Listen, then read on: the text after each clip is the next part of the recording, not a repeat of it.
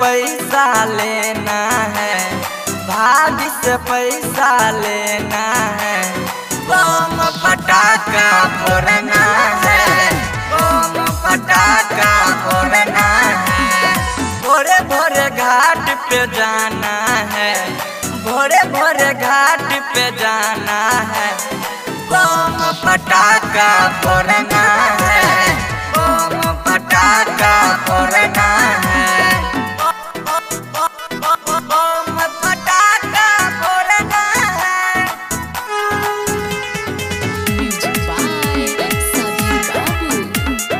बम पटाखा फोड़ना है। मांगी मांगी रह गया हूँ, दिया नहीं एक पैसा। कैसे खरीदूंगा बम पटाखा, दिया नहीं भाभी पैसा, दिया नहीं भाभी पैसा। मांगी मांगी रह गया हूँ, दिया नहीं एक पैसा। कैसे खरीदूंगा बम पटाखा, दिया नहीं भाभी पैसा। छठी घाटी जाना है, छठी घाटी जाना है।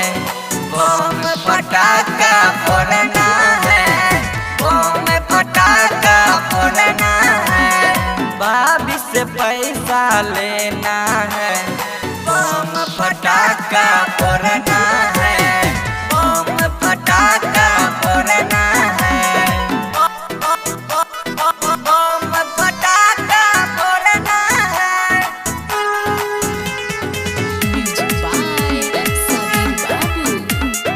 बम पटाखा फोड़ना है। पैसा बचा के क्या करना है, लाएंगे बम पटाखा। संतोष अरिया ले लो पैसा, ले आओ बम पटाखा, ले आओ बम पटाखा। पैसा बचा के क्या करना है, लाएंगे बम पटाखा। संतोष अरिया ले लो पैसा, ले आओ बम पटाखा। छठी घाट जाना है, छठी घाट जाना है। बम पटाखा फोड़ना है, बम पटाखा फोड़ना है। भाभी से पैसा लेना है, बम पटाखा फोड़ना